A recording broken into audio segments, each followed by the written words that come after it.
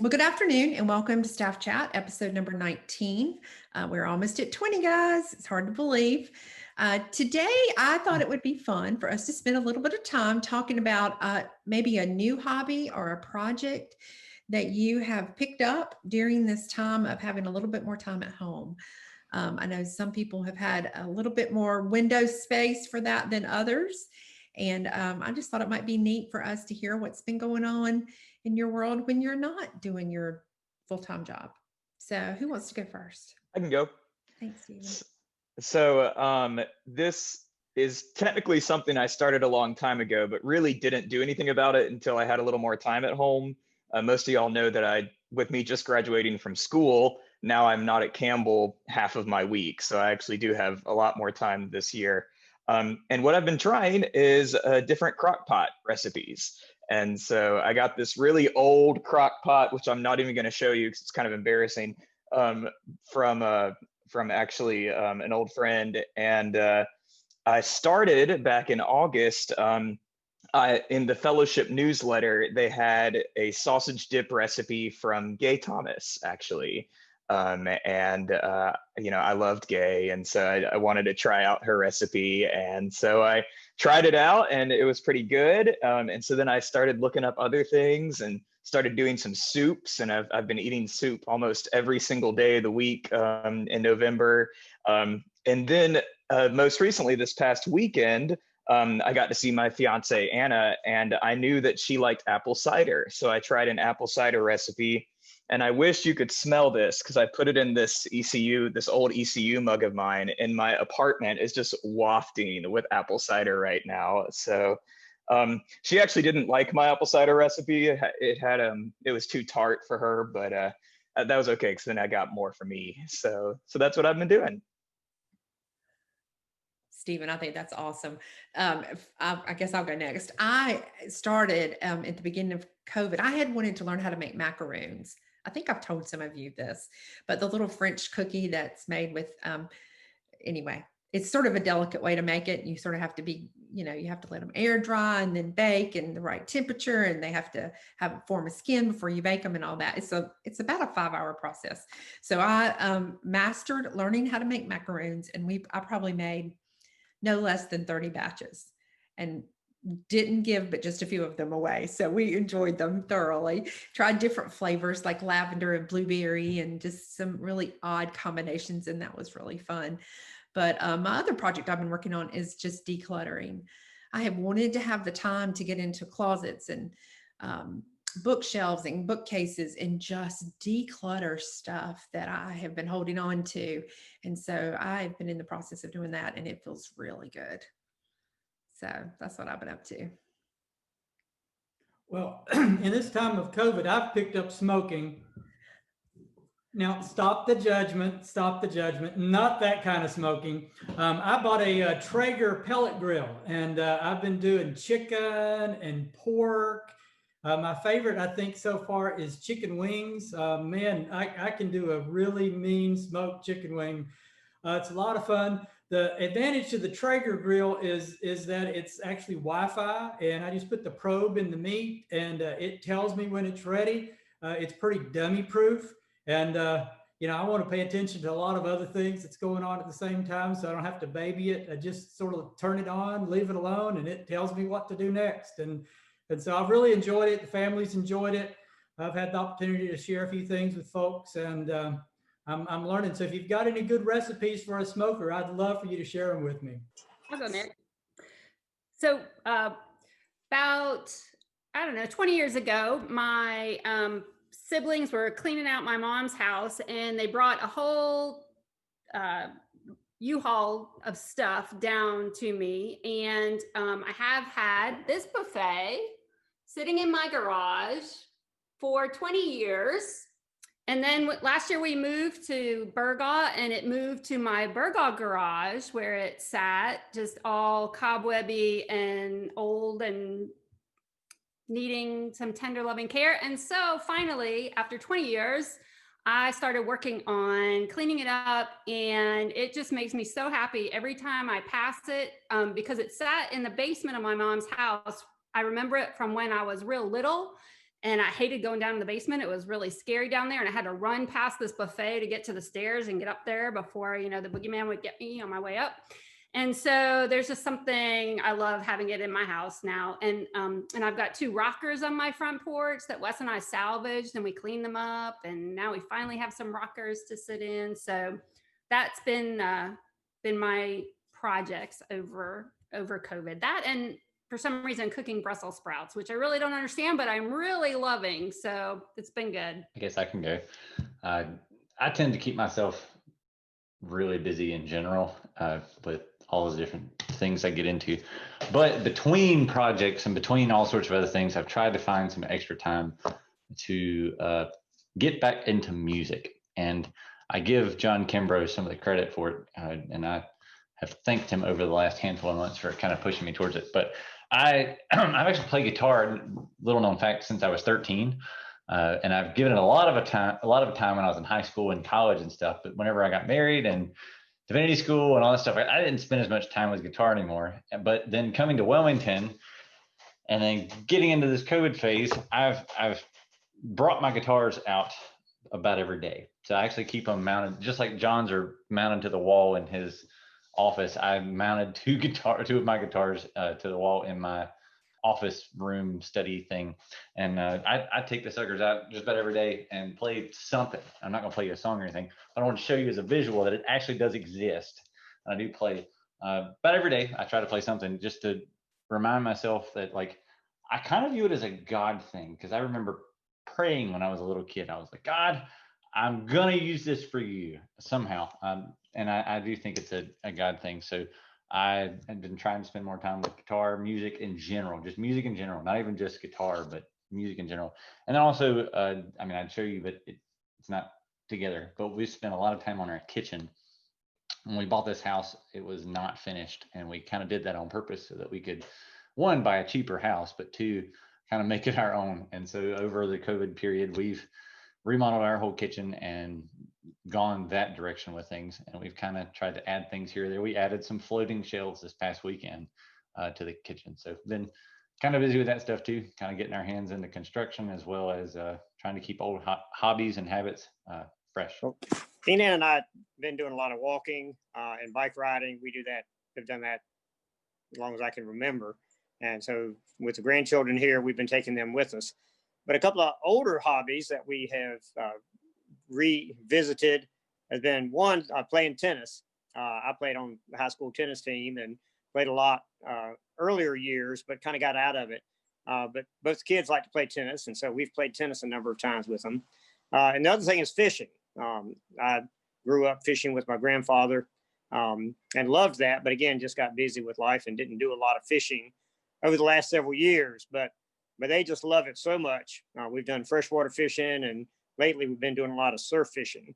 And so not only provides supper, but brings back a lot of good memories of growing up as a kid too. Well, it's not anything new. I've been spending a good bit more time walking in my neighborhood, and I'll walk and ride my bike.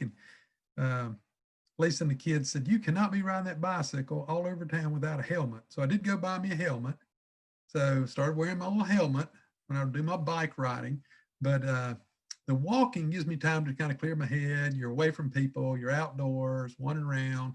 And sometimes I walk 3 or 4 miles, sometimes I walk 5 or 6 miles, and it makes me feel better. I've lost a few pounds. Matter of fact, I went to the dentist this morning, and my hygienist asked me, she says, how much skinnier are you going to get? Which made me feel pretty good.